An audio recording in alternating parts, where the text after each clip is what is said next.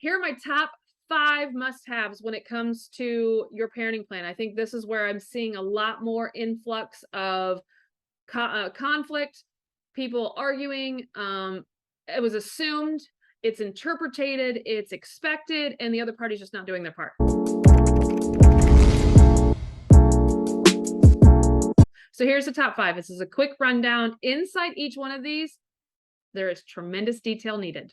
Tremendous detail needed. But here's where the most fights happen. Number 1, holidays. Holidays, holidays, holidays. What's a holiday for you? Might not be a holiday for them. They may celebrate on Christmas Eve, you do the day after Christmas. They may want Christmas morning and you want Thanksgiving all day. You might want to go Black Friday shopping and they want to have Easter morning. You may both want all of those same things. So having details around a holiday, and I'm talking specifically what day and time does the holiday start and what date and time does the holiday end? And here are some pointers. Number 1, try your hardest to not split the day in half. I know. I hate it. You're not going to see, one of you is not going to see your child on Christmas. I know. One of you is not going to see them with their Easter basket. I know. But what will happen is a more relaxed setting when you do have your kid, that you're not trying to cram it all in a few hours because you got to hurry up and switch in a few hours, which for some of us causes us so much anxiety the whole freaking day is ruined anyways. So try to allot time on each side or half of the holiday for each parent, or I'm sorry, just give the holiday to one person one year and alternate another year. But holidays, get them all laid out, all of them. Okay. You have to make sure that you look at the list. Are all the holidays you want on there? Are there some you want to add? Is there a loss of a baby that you, or a loss of a family member that you want that date put on the holiday calendar because you always spend it together doing something special? You don't have to go with just the state regulated holidays. You can add your own personal holidays in there if you want, your own cultural holidays, your own religious holidays, whatever it is, make that holiday schedule specific. And I want you to think about times for both parents. And I want you to be okay with not seeing your kid on every holiday. Celebrate when you see them next. Presents on the 26th are just as fucking cool as presents on the 25th. Believe you me, your kid won't care what day you opened them. Okay. The next one, visitation. So many people have vague parenting plans that say, one party gets one day a week and every other weekend. Okay. What freaking day? What time does it start? The other problem that people are coming into is work from home jobs.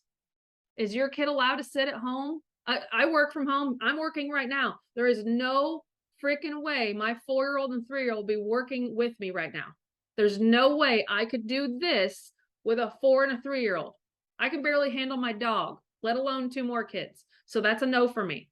Okay. So visitation, you need to cover what days, what times, start to finish. If I looked at a whole week on a calendar, every 24 hours of all 7 days, it is accounted for with one parent or the other. There's no gaps. There's no holes. There's no interpretation. It's freaking covered. Okay. For a whole week, week 2, week 3, all of it. The other thing inside there is, what if I have the day off work? Can I pick my child up early? What if there's no school? What if the child is sick? What if one child is sick and the other child is not sick? What if one kid has extracurricular, but the other one doesn't? I want you to get that twisted into your visitation schedule that all those T's are crossed, because it will happen. Your kid will be sick. You may be sick. What happens in those situations? I took the day off work. Can I come pick up the child?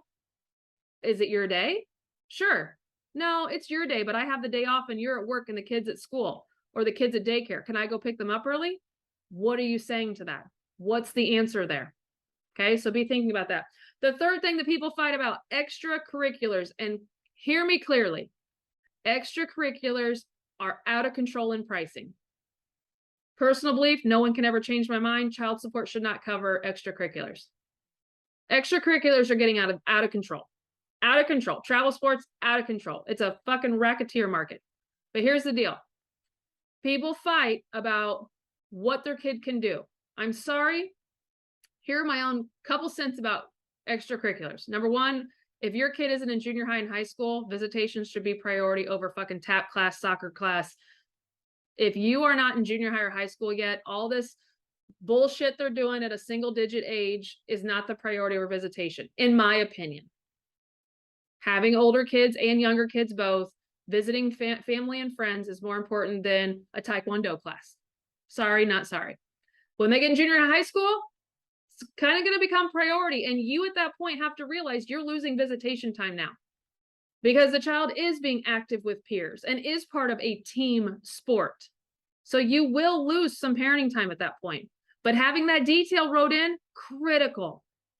Having it wrote in, who pays for these extracurriculars? And again, I have parenting plans that I edit that say this ridiculous stuff. It says, well, if one party disagrees and doesn't want the child to do it, then the other party has to pay 100%.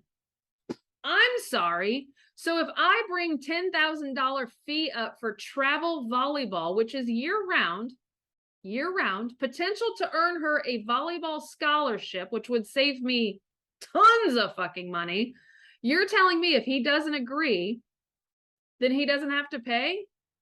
Let's say it's soccer, and it's a $75 fee, plus I got to buy cleats, plus I got to buy the uniform. It comes up to about $200. If he says no, he doesn't have to pay, and I have to pay for all of that. Why would he ever say yes? Why would he ever say yes to anything? Because it doesn't say he can't come. Doesn't say he can't participate. Doesn't say he can't come cheer on the child. I'm just fitting the freaking bill. No, thank you. No, thank you. So I go into way more detail about what sports are okay, whether it's school or outside of school, at a certain price. Are we switching at a certain price? Are we splitting it all? Are we doing 60-40? Because maybe you do pay me a shit ton of child support and maybe I shouldn't have to pay it. So really think about, because this is a big argument, because people get divorced sometimes when their children are younger, not in a bunch of shit. And then when they get into the older ones, it becomes out of control. And I just don't believe child support can mathematically cover something that is that gravely expensive. But you want your child to do it, you just don't want to pay for it. You're going to haul your child to it, you're going to participate and take your child to it, but you're not going to pay for it. That doesn't make sense to me. Child support is about the every single day expenses, counterbalancing the amount of time I have over the other person. But when the child is at a third-party place, such as volleyball or basketball or a baseball tournament for the weekend, staying in a hotel with a third party the whole time, how is my child support supposed to cover that expense? Because that's an astronomical expense. So that comes down to beg a question. Do you want to have to agree on that big expense or not? That needs to be in your parenting plan. A reimbursement policy. So we've talked a few times about what are some expenses. You might be splitting school. You might be splitting copays, deductibles, medical insurance. You might be splitting these extracurriculars. You might be splitting cars, cell phones, college, books, field trips, lunch money. I don't care what you have agreed to. I mean, I do care what you've agreed to. I want you to have a policy on, I've spent money. According to our parenting plan, it's a split cost. Either it's a 50-50, it's a percentage breakdown, it's 70-40 or 70-30, 60-40. I don't care what portion, but there is stuff in our parenting plan that says we split the cost. Well, just like any utility bill you get or a doctor bill you get, you're going to send the other party the bill. I paid 100% for this. It says in our parenting plan we're supposed to split the fee. I'm sending it to you with proof of purchase. When does that party have to pay you back? When are they paying you back? Tomorrow? Today? Next day? I don't know. When? So get that locked in. And how? Do they have your routing number? Are they doing Zelle? They doing Venmo? They doing PayPal? They writing you a check? Don't accept cash because that's not documented. So figure out that policy. The last policy that's going to cause me probably the most response is having a SWOT policy. Now, I have parents all the time that say, Sam, I'm going to keep my kids when I have my kids. I'm never going to ask for extra time. I'm never going to want to swap with him. I am never going to reach out to him, and ask for extra time. I will just go without. And to that, I say, you are a badass. Good for you. And then I'm going to slap some reality in your face and say, there's going to be some major events that other people will plan, not on your parenting time. Here's some examples. Someone's wedding, and they ask your child to be in that wedding. Your relatives have a retirement party. and they choose to pick the weekend that's not your weekend. Your daughter's favorite band is in town giving a concert, and it's not your weekend. There's going to be all kinds of situations. I have one that we use all the time. Homecoming, major dances, prom. When it's not my weekend, my daughter wants to switch because she wants me to do hair and makeup. So I have to swap and ask for some extra time. Having a policy for that. Now, this is not right of first refusal. That's a whole other video. This is, I have something important, a rite of passage, a life cycle, something I want my child to participate in, and I don't have them. So I'm asking you to switch me and give me time with the child. Now, most people will say, oh, my ex will say no. They'll probably say no the first 3 or 4 times because they're an asshole. And then they'll realize, oh shit, something is planned and it's not my weekend. Now I need to contact my ex and ask them, well, can I have the child on this weekend? And you're gonna be like, whoa, wait a second. You mean over the last 2 years, I've asked you 3 times, you've told me no, but now you're coming to me and you want me just to lay down and say yes right now? And that's gonna be on you. What are you going to do? Are you going to say yes because that's the best thing for your child? Or are you going to be a tit for tat person, which no shame, no shame. If that's what you want to be, that's what you want to be. But who loses? Your child. But until somebody lays down and says yes for the first time, but you got to have a policy. You got to have a policy for how soon can you ask? This can't be last minute shit. All the stuff I just said is not last minute. Graduation parties, weddings, reunions, retirement parties, birthday, those are not last minute planning events. Those are planned. Those usually have a paper invitation. Those are at least 30 days out. Get a grip. You need 30 days notice.